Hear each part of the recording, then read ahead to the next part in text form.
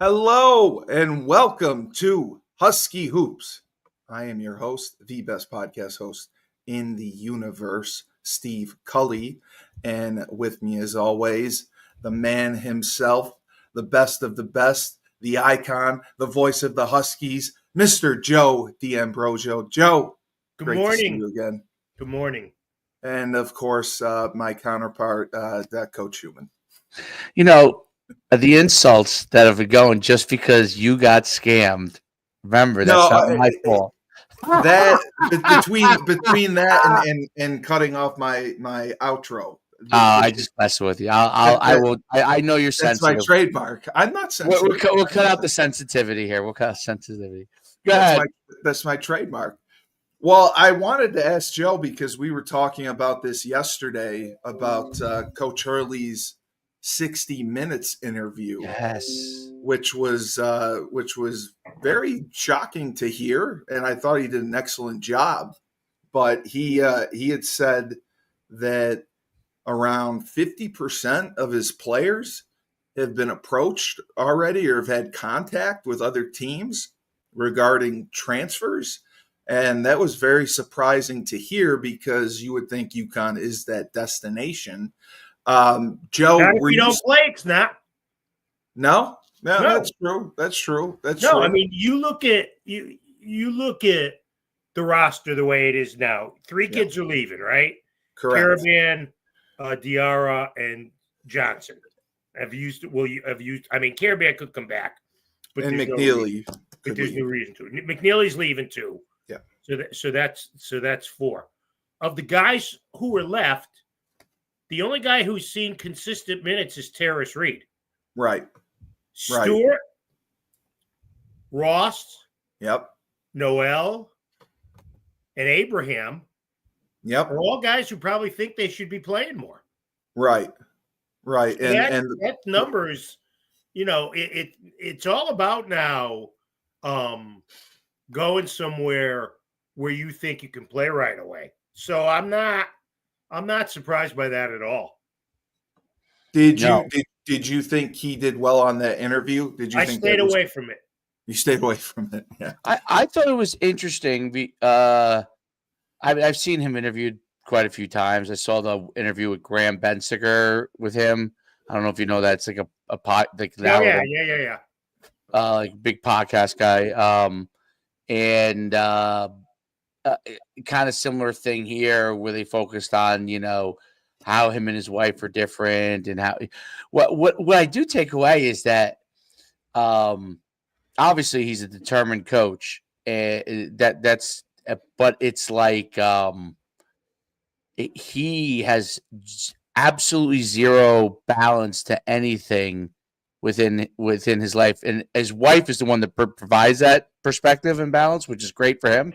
But it's interesting how he really has they asked him if you if you lost, would it be a failure, if you didn't win the championship, and obviously he said yes, but you could see the angst before the answer, meaning a failure, what is to me a failure in what sense? You know what I mean? Are you surprised after watching the performance that's why there would be a failure, or is it a failure because you failed to bring in the guys that you thought, or bring in the necessary guys that would have been able to be the fit to get there? It's interesting because I feel like, wow, this guy could flame out at any moment, and because of his intensity level. It's very different than some other guys, when you see the Michigan State coach be interviewed, or Izzo and guys like that. He's very intense. Obviously he's a great coach. But I almost in the back of me almost worry, it reminds me more of Urban Meyer when he gets interviewed than Nick Saban or Tom Izzo or Dean Smith, or even Jim Calhoun. Jim Calhoun was super intense, but he had what's the word? He had he had other interests. Yes, that's the word. That's the word. I don't know Hurley well enough to know this, I know this from Jim because of all the times the 20-something years I spent with him. Okay. But I think I don't think Dan has a lot of outside interests Yeah. in basketball. Well, Right. Jim did. Right. And, For and sure. I think at some point, you got to have an outlet to step away from it. Whether that be vacation time, whether that be an interest in whatever your interest is in. Yeah. But I think you need an outlet, and I don't see Dan as being the type of guy who is like that. I think the Urban Meyer comparison is terrific. I would agree with that. So yeah, and it's that was what I took away from it more like the Bensinger interview was a very long interview, so you could kind of get a little more. Obviously, the 60-minute thing is cut up much shorter, so you get more of the intensity feel of it. Where Grant Bensinger, you see how the wife balances him, all those kind of things. But I got that feeling even in that interview, and I got the feeling again here. And you're right. Like he talked about how Gino would pull him aside and keep it is staying on him about that. Like you got to remember, you got to enjoy the relationship with your players. You got while you have them, even if you only have them for a year, even if you only have them for 2 years, to enjoy that part of it while you're working on winning and getting them to be the best they can be, which he obviously does a good job of. But enjoy that part of it too. Like don't just I always say this, like if it's only about whether you win or lose, if it's only about that, eventually, obviously every great coach wants to win every game. There's no coach that and the best want to win every game on the highest level, and they do a great job of that. They put all the pieces together, they get the best player. But ultimately, if it's only about winning or losing, and that's what dictates in your mind whether you succeed or not in life, you're going to be in a really, really high stress situation because there are going to be times when you don't put together, as great a coach as he is, the exact right roster, and it may not work out, which is what Gino basically said. Like, obviously, Gino's won more championships than anybody, and he said, eventually you're going to lose. You're going to lose championships. It's not going to. Right. How it is. Right. It's not going to keep. I guess he really gave him that lesson after the Maui disaster. Yes, that's what they said. Yeah. I read that on CT Insider this morning. And look, that's the truth. You're not going to win every year. And if you're just in it to win championships, then you shouldn't be in it. No. The championships is one part, but cultivating that bond with the players, as harsh as Jim could be with guys, it was all a family type of atmosphere. Yep. No matter who the player was, and you see guys come back now and get honored during the game. Rudy Gay was honored at the Marquette game, and we've seen other guys come back. I know Emeka was at the Seton Hall game. Seton Hall, yeah, because they had him on the telecast. Yes, I heard that. Yeah, with Tim and Donnie. So yeah, I just think that, and again, I didn't want to watch the interview, and the Rangers were playing, so A and B equaled C. I just think that there's got to be some sort of a balance, because look, your spouse can't do it for you all the time, right?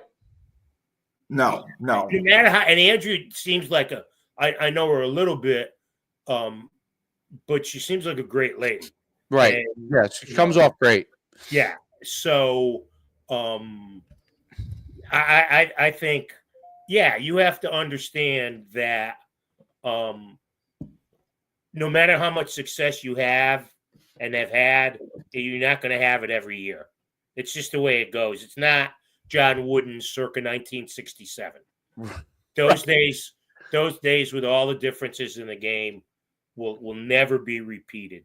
Winning 2 in a row is like winning 10 in a row back then. Yep. Yeah, it's so Just much harder You now. can't hoard the players. You know, they used to be able to do. You would hoard more of the better players because you had the better program. You could do that back then. You could do that in football. You know, remember they used to be able to give out as many scholarships as they wanted. And Penn State would hoard, all the players and guys would be buried under that. That was more of a thing in football than it Yeah, was. Yeah. But they did still. I mean, even back, you had Walton and Alcindor and was Alcindor, Kareem, and all those players that were there. You had a freshman ball back then. You had like a development thing in all sports, but obviously you could play freshman ball back then, even at Division I. So it allows you to guys could still play and not feel like they're being left out back then. So you could get a few more good players to come to you, which could create a situation. Obviously, Wooden is unbelievable, but it gives you an opportunity to. You're right. Nowadays, like you could literally win a championship, and your best player might get offered $5 million by another team, and he just literally leaves just because that guy offered you more than you could. I mean, it has zero to do with whether he likes you or not. There was a story, and I don't want to get too much into the money. Yeah, sure. I think we do that too much. But there was a story in the New York Post this weekend about St. John's and how they have a $4 million NIL budget, and nobody on the team makes seven figures. But it's the top one in the Big East, and it's top 15 nationally. Oh, and wow. Just the way of the world now. Yeah. Joe, I had wanted to ask you, do you think Hurley is getting the best out of the players that he has now? Because that's the one thing with coaching. You want to be able to get your players to reach their potential and play at their very best. Do you think he's getting that out of the guys he has right now? Well, I think it's a double-edged sword, Steve. I think you can be coaching the players as hard as you want and as hard as you can. But if the kid's inconsistent, the kid doesn't produce, that shouldn't be on the coach. That should be on the player. But is it a talent issue or is it just an execution? They're just not playing well? Well, I mean, they've won 4 games in a row. Yeah, now they're back rolling. And look, and I think Dan was right about. He's been 100% right about this. At some places, 22-9 and third place in your conference would be timed for a parade. Exactly. At Uconn, which is one of 10 or 12 schools in the country where this is the case, it's looked at as, what a disappointing season we're having. We're spoiled. Yeah. Right. Yeah. Sure. The fan base has been spoiled for years. Oh, no doubt. No doubt. At Uconn. Men's and women's. The same. Yep. It's the same thing. So I think with their staff, with Kamani and Luke and Tom and all of the grad assistants and development coaches and everything they have, I think they're coaching the kids up. And if the kids just don't perform, it's hard to put that on the coach. It really is. Right. Do you think they've gone as far as they could be this year with the talent they have? I think I think if they go deep, if they get at the Big East finals, and there's no reason to say they won't, because they'll beat Villanova or Seton Hall. Yes. And then I think they'll beat Creighton, who they should have beaten twice already this year. If you get to the finals, I think the biggest thing, and even though they've won 4 in a row, and you know my thoughts on bracketology, but I still look at it because I'm a nut. Everybody still has them 8 or 9. Well, if you're 8 or 9 and you got to play a top seed that first weekend, they're not beating Duke. They're not beating Auburn. They're probably not beating Alabama. I saw one of them was with Florida. I didn't realize Florida was having that good a year this year. Obviously, I don't follow it as closely from that aspect as when I was doing the games for all those years, looking ahead to the tournament. But if they could get off the 8 or 9 line and get to be a 7, that makes a big difference. There's no 2s that scare me. And if you get to the second weekend, then all bets are off. Yep. I think getting off that 8 or 9 line will be important. Now, 9 losses, and some of those losses, Seton Hall, Villanova, whoever The Dayton, Maui, the ones right? they lost in Maui. Colorado. Two of the 3 in Maui. Memphis wasn't a horrible loss, even though it seemed like the end of the world at the time. I think the other 2 losses there were bad. But if they could be a 7 seed, I don't think they'll go any higher than that. Then stay away from the number 1 the first weekend, and then you roll the dice. And then then they have a chance. Was Abraham, he was the true freshman that they brought in, right? Well, so was Ahmad Noel. And Noel was okay. They only brought and McNeely. They brought in 3 freshmen. McNeely was a freshman. That's right. Okay. Yeah. And then they had brought in the transfer with Reed and Mahaney. Right. Those were the 5. Okay. Right.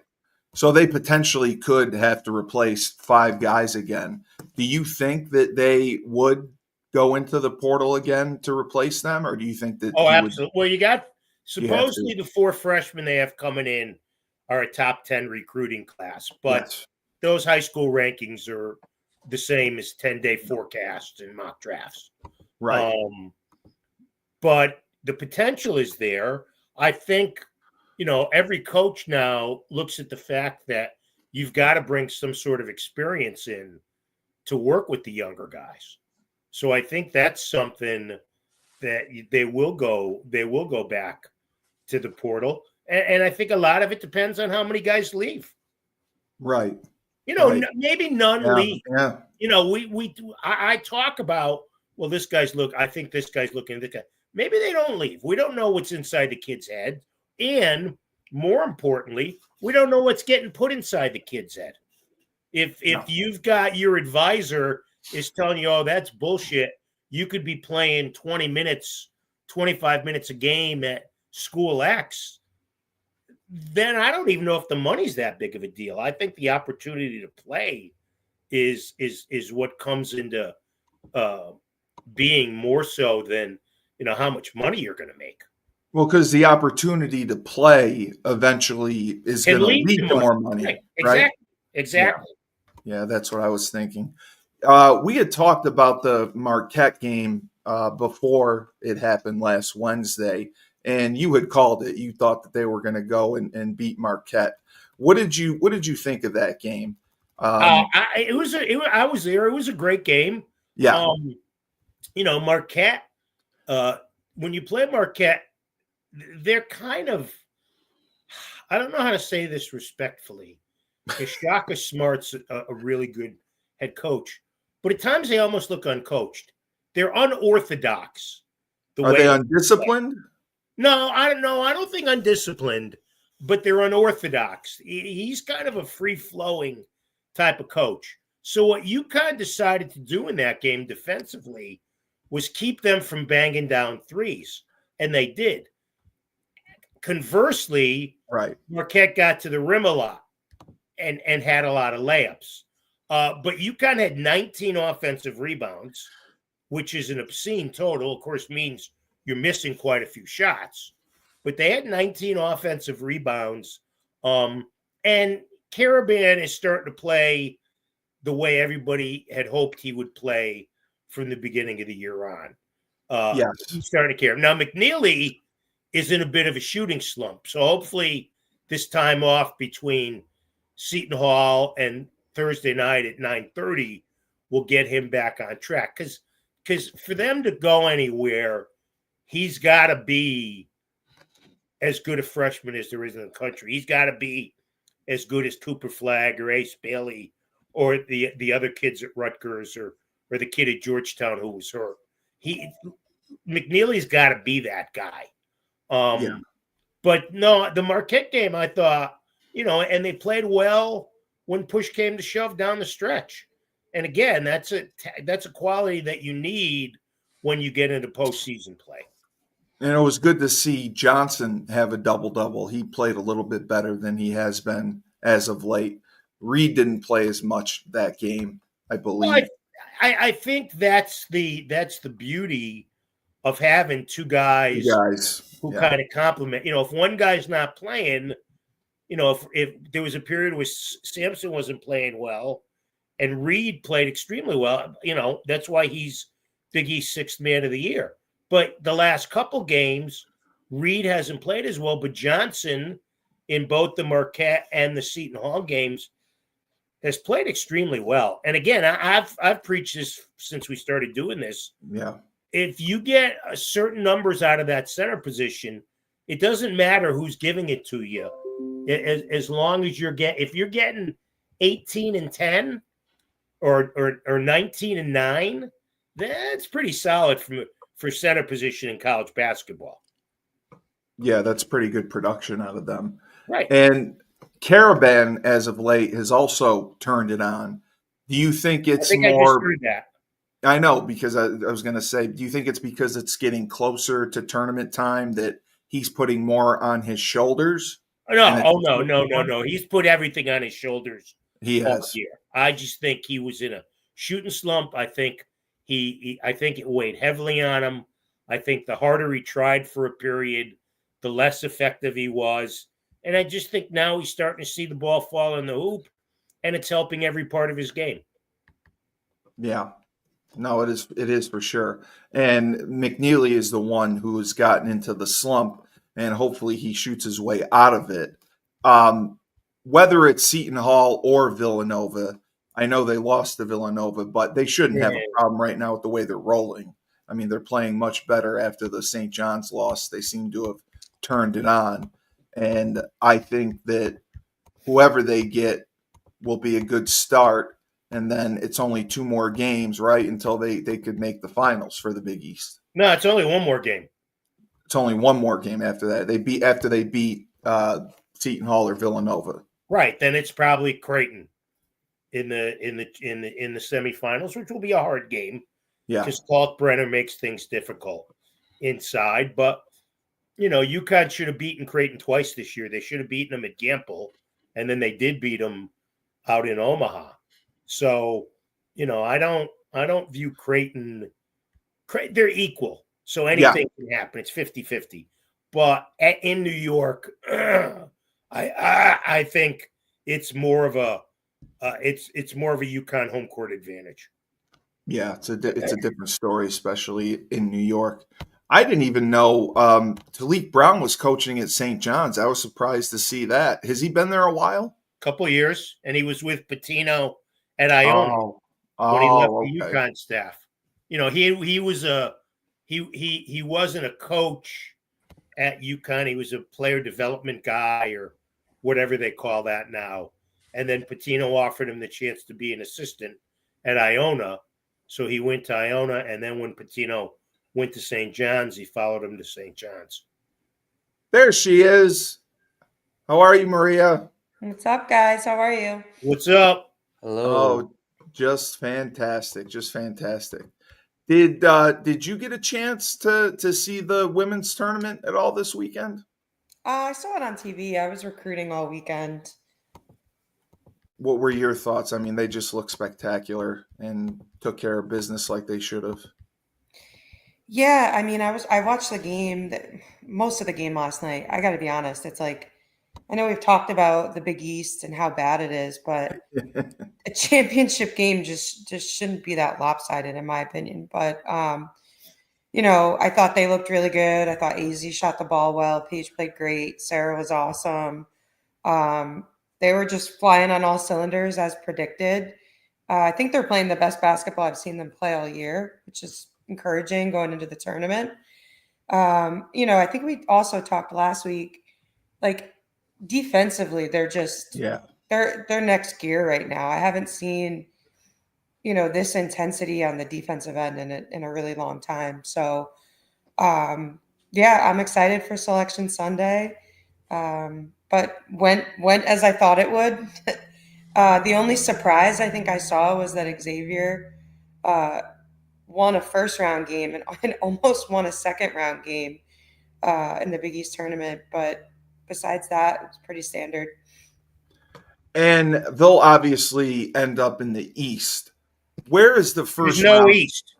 Yeah, There's no East. What is it called now? Well, they play in two places. They play in Birmingham and they play in Seattle. And Oh, each wow. one of those areas have two regionals, Okay. which I think is just the stupidest thing of all time. I Yeah, didn't know that's I didn't know they changed that. Well, it's been that way for 2 years. Oh, okay. So Um, is it a cost cutting measure that they do Sure it it that is. way? Yep. Oh, okay. Okay. So everyone plays in two places, Yep. and then You play your home court if you're one of the top 16 seeds for the first two games. And then you're either in the Birmingham region. There's Birmingham one. The way it goes now is it's Birmingham Region 1, Spokane Region 2, Spokane Region 3, Birmingham Region 4. Wow, those are odd choices to put the tournament at. Do you think that they'll still be able to draw fans that far west and south? I mean, Uconn fans?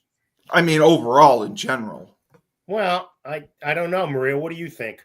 I mean, they have the last 2 years. Yeah. They have, okay. So I mean, I don't see why not, especially because people know now that that's the structure of it. Yeah. I hate it. I liked when, you had the four different regionals in different places. I thought more places in the country got exposure to it, which was really good. That's just my preference. This I also, almost seems like small time, Yeah. Maria. You know? yeah. And like having to go out to Washington for regionals is just crazy to me. But Yeah, that's a long way to travel. yeah, Um, I miss when they did it like the set. Like we had regionals. I think it was my senior year regionals.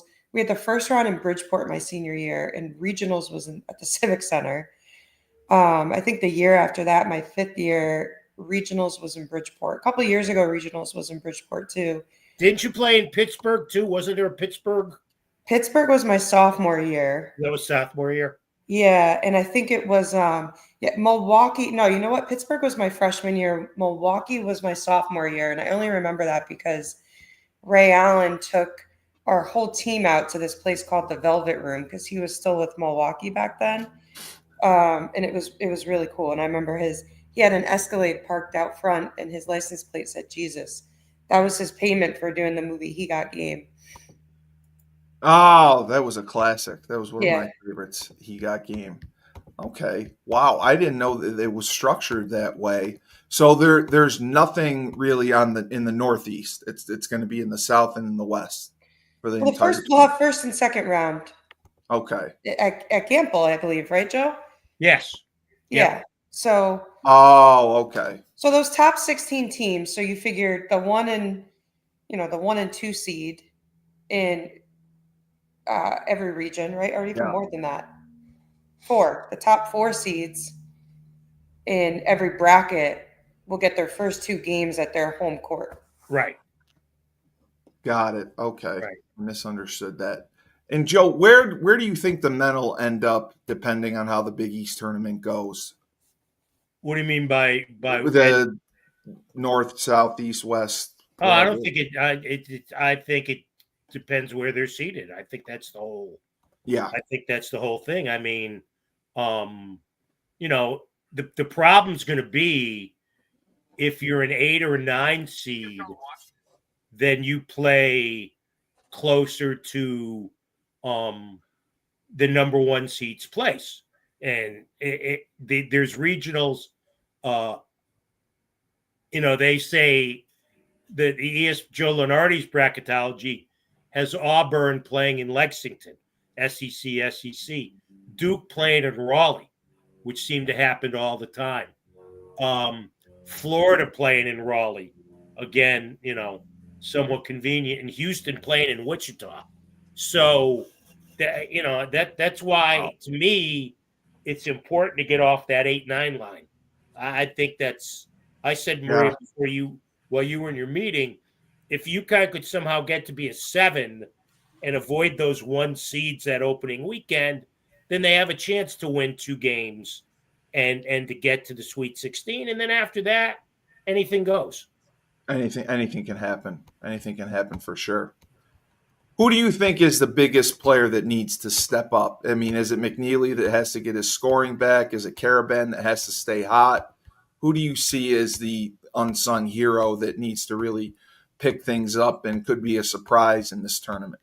Well, I don't think it's unsung hero. I think the person who's got to step up is Hassan Diarra because of the lack of depth at the point guard position. He doesn't trust Mahaney, nor should he. He doesn't trust Noel because he didn't play him a lot early. I think Diarra's got to be the engine. He's got to be smart. He can't dribble out the shot clock. He can't take bad shots, and he can't get in foul trouble. I think we know what we're going to get from everybody else. I think Caravan has started to play, as I said, like we expected him. I think Ball has been really consistent. I think the centers are 19 and 9 combined per game. And I think McNeely will shoot better. So I think, to me, Maria, the guy who's got to produce above and beyond is Diarra, because you know how important the point guard position is. It's almost everything when you get to the tournament. Yeah, especially on the men's side, like the tournament is all about guard play, right? If you get a couple of guards that can get hot during the tournament, you have a chance to go really, really far, no matter who we are. We've seen that with Cinderella teams and everything else. And all of those teams had guards who got really hot in the tournament. Yep. So, yeah, I think Diarra is a big one. I think he's got to play, I don't want to say absolutely perfect, but he's got to play pretty perfect every game. And I think Ball has to shoot the ball really well. Yep. I think you got to get what you usually get out of Caravan, and I think McNeely is got to play like a junior and not a freshman, which he has done many times. So it's not a big deal. And I think depending on matchup wise, the bigs got to stay out of foul trouble. Right. And then with the women, obviously you have Paige, Sarah, and AZ. Do you think Caitlin Chen steps up and does a little bit more? I mean, she's a good ball handler. Do you think she shoots a little bit more, shoots from the outside more, or she just keeps doing what she's doing, playing tough defense and facilitating? I don't think Caitlin Chen needs to be a superhero in the tournament. I think Caitlin Chen's got to do what Caitlin Chen's been doing and give solid minutes on the defensive end when she's in there, run the offense, make good decisions. When she's at the point. I think it's going to be really interesting. When I looked last time I looked, Joe, and I don't know if there's been a new one out, it was projected that Uconn would be the 2 seed in South Carolina's bracket. Correct. Right. Yeah. I know we beat them up pretty good.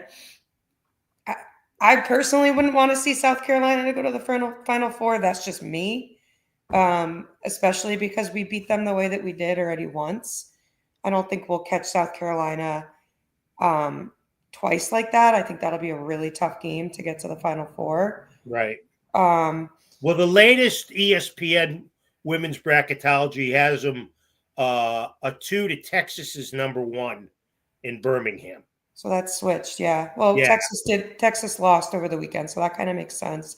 Right. Because I know the last one I saw, Texas was the number 1 overall seed, which I don't think they'll get anymore because they didn't win the Big 12. But Texas is a tough matchup for us too. I mean, no matter what, that's going to be the hardest game right there, right? It always is. That Elite 8 game is just going to be a juggernaut. I watched the USC UCLA game. Yes. Sunday. I think both of those teams are playing really, really well too.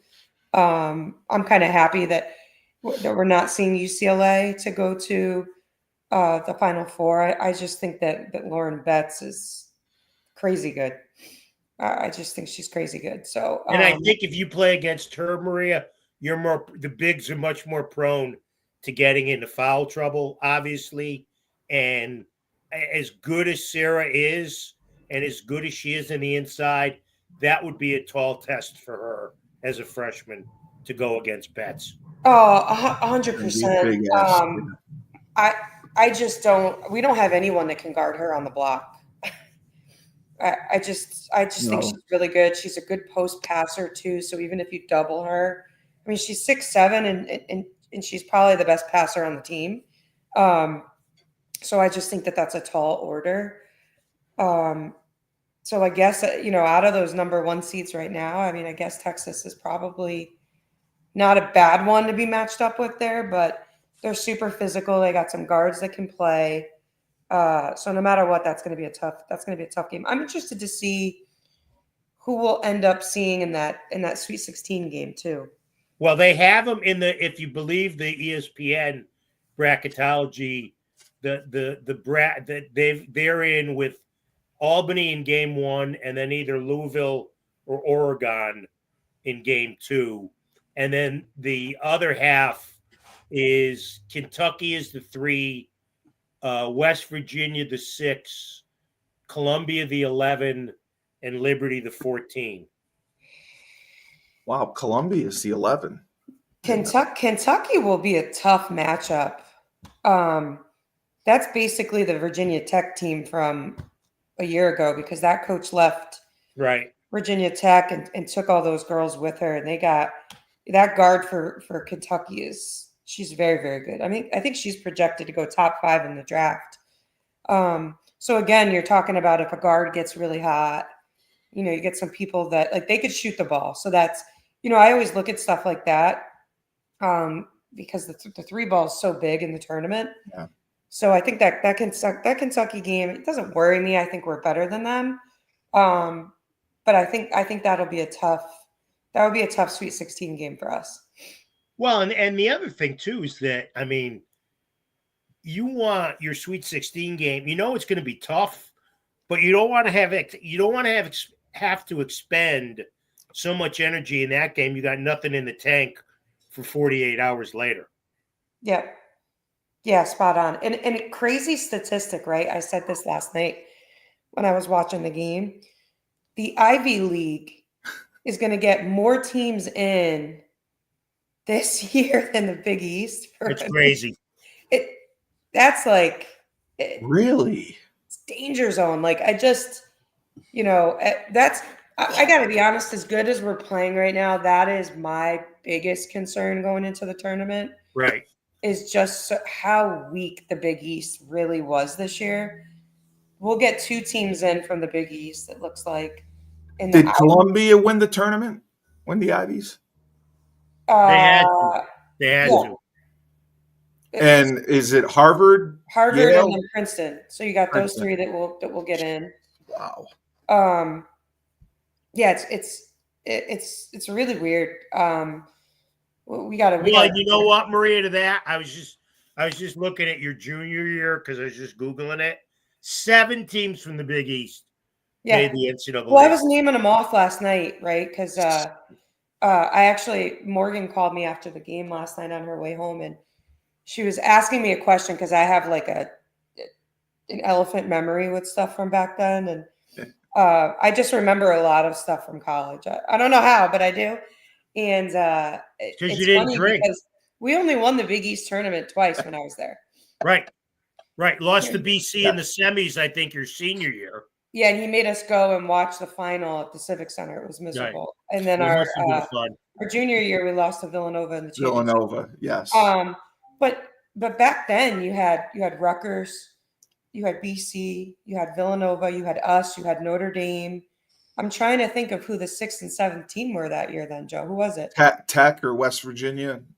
Hold on. Villanova, BC, Uconn, Miami, Notre Dame, Rutgers, and Virginia Tech. So Miami and Virginia Tech were those other 2. Right. And as you remember, in the Dayton Regional, which you guys were in, you had to beat BC to get to the final game. Yep. Against Purdue. And Notre Dame was in the other half of the bracket and got swamped by Purdue. Correct. Yep. So, compare those 2 Big Easts, right?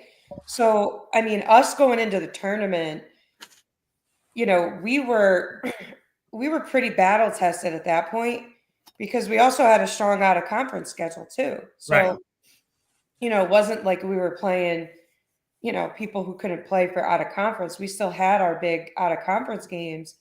But our league games were really tough, and then our league tournament was tough.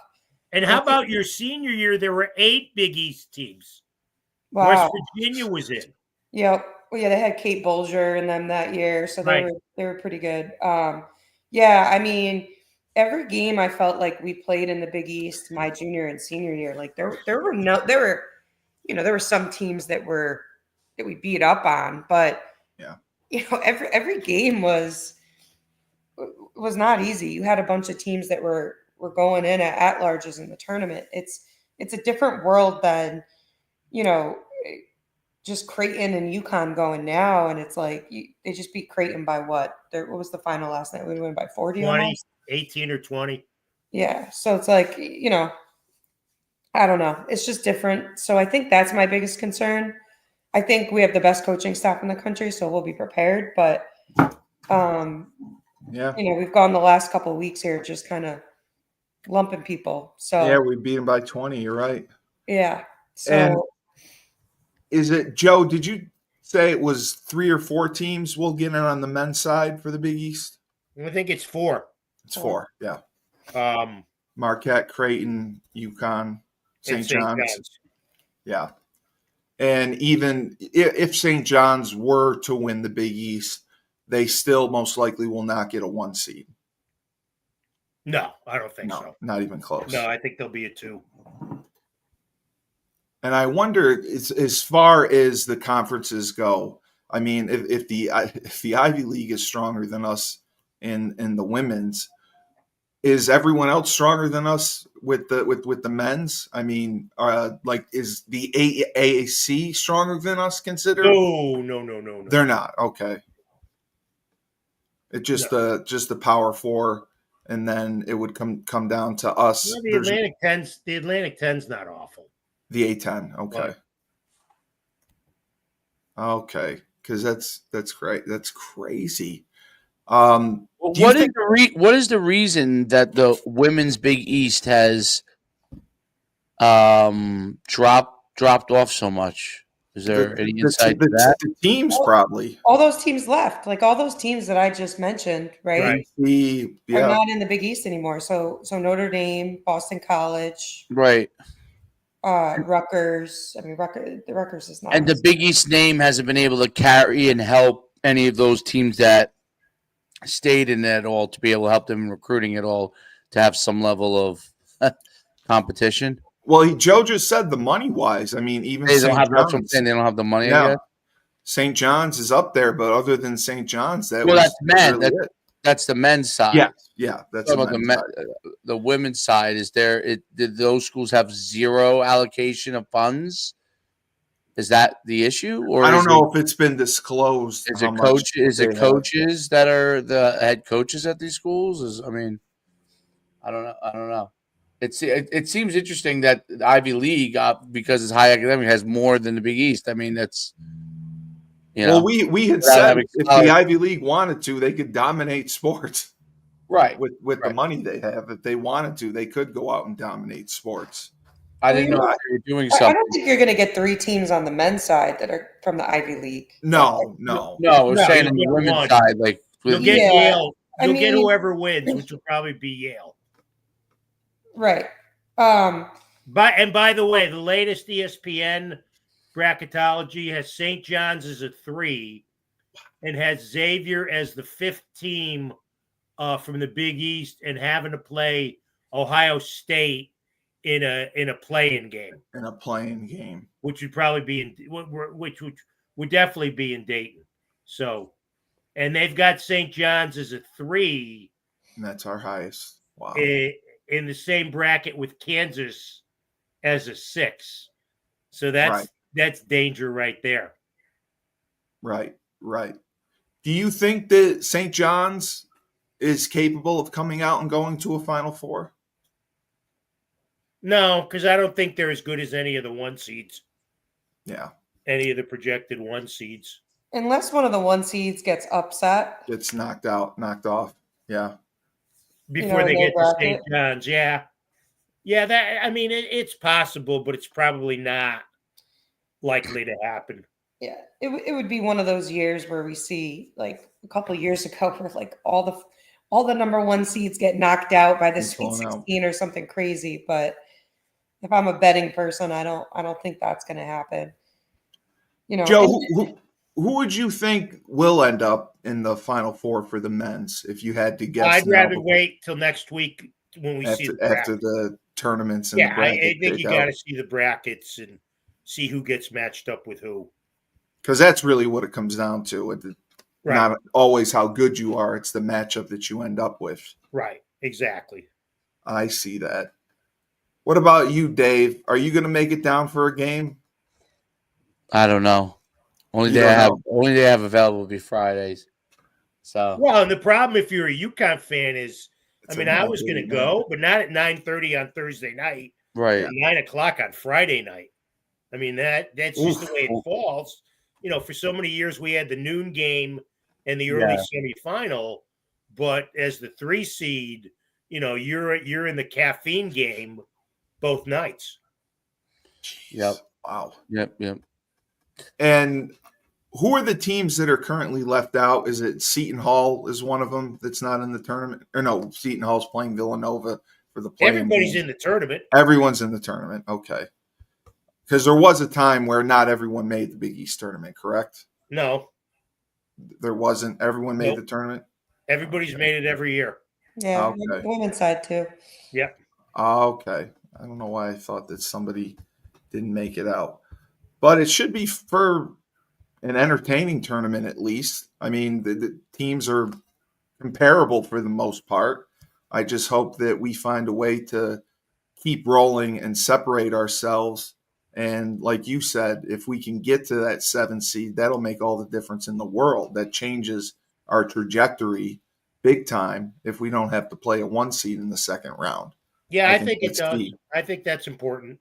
I think that's I mean, very, not to say key. that they can't lose to a Tennessee or a Michigan State or whoever else is projected as a 2 seed, but right. I think that path is a little it's a little smoother.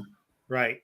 Like the other 2s are Texas Tech and Alabama, Tennessee, and Michigan State. I mean, I think you respect them, but I don't think you fear them. I think you fear Duke and you fear Auburn, and Houston's so tough defensively. I think the 1 seed that's more vulnerable is Florida. Right. Maria, do you think we end up playing South Carolina again? Do you think we can roll them again, or do you think it would be a closer game? I don't think we'll roll them again. Yeah. I don't know that we'll see them.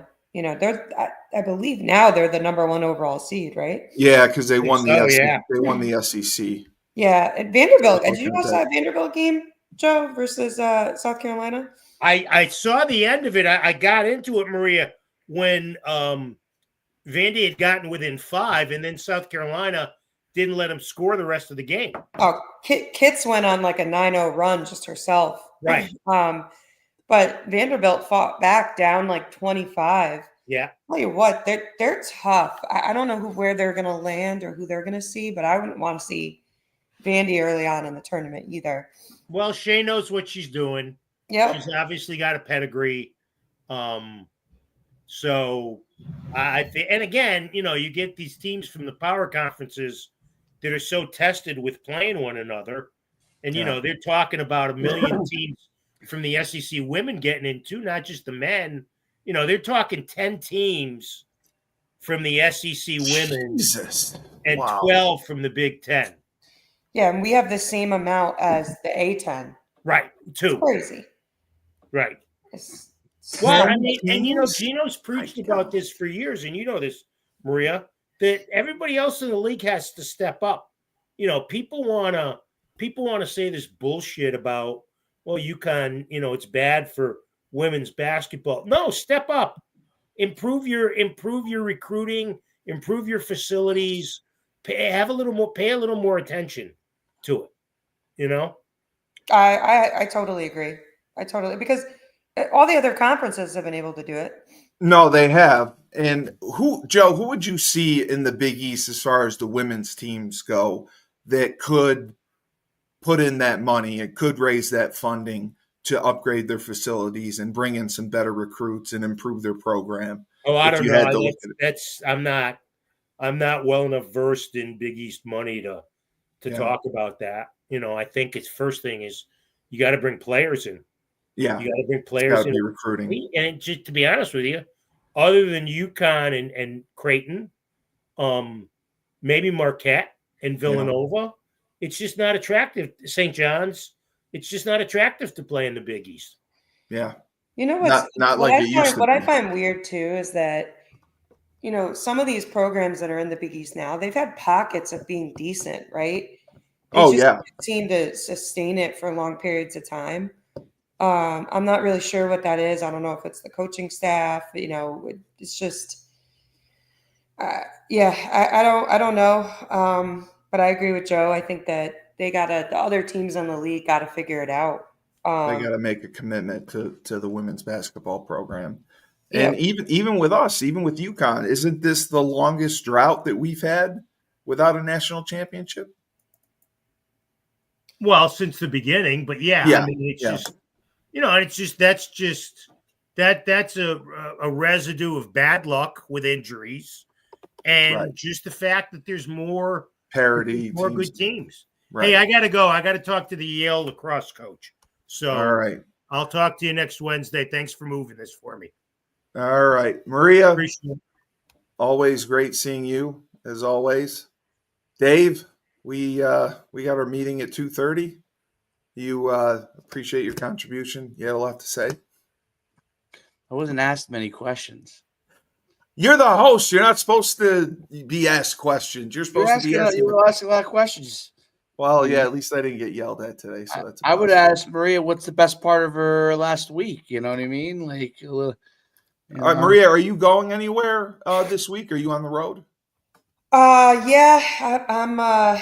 This weekend I was in Massachusetts recruiting. This weekend I'll probably be up at Mohegan Sun because it's all the state championship games for Connecticut this weekend. So, we have some good players in New York. You might want to come see. Oh yeah, we've been in New York too. But New York's funny; they're like done with their championships already. Yeah, we are. They play earlier, so Connecticut's actually one of the later ones. Yeah, so we are done. No, I was just trying to get an excuse to get you up here. That's all. Yeah. Good luck with that. Yeah. No, I told Maria I got to get her to come to the Adirondacks to our lake house. Yeah, that'll do. Weekend in the summer. That'll Dave, you too. Your kid would love invited? it. Yeah, you're invited. No, we're in the Adirondack Mountains. You can come and I love take a long weekend when you're done with your camp circuit. We're right on the water. We'll go out in the boat. What town in Adirondacks? It's Old Forge, New York. It's north of Utica. Yeah. I'm just not allowed to drive the boat. That's the only thing. I fish. I don't drive the boat. That's all. You can drive a boat, right? Well, me? Yeah. Yeah. Oh, yeah. Yeah. Maria, you can drive a boat, right? I have my boater's license, yeah. Yeah, she can drive a boat. We'll be fine. So, all right. So the women should be fine. Do they play Thursday, Friday of this week or Friday, Saturday? No, it's Selection Sunday is this. I'm sorry. It's 2 weeks. I keep. Yeah, they don't play again until they got a nice little break. Oh, so right they got a break. That's right. They stagger it. And yeah, then, most of the championships on the girls' side are done. I think the MAC conference is this week on the women's side. But I think the majority of them are done. And then the men play. Is it Thursday, Friday, Saturday? Yeah, they'll get a bye in the first round. So okay, yeah, Thursday, Friday, Saturday. Okay. Yeah. Well, for the man himself, Joe D'Ambrosia, the voice of the Huskies, the best of the best, the icon, and Maria Conlin, Uconn women's legend, and now current Western Connecticut State University head women's basketball coach, and a lovely wolf. And then we got Coach Schumann. So I'm Steve Cully, the best podcast host in the universe. Remember, when life gives you lemons, don't make lemonade. Take 2 oranges, throw them back at life.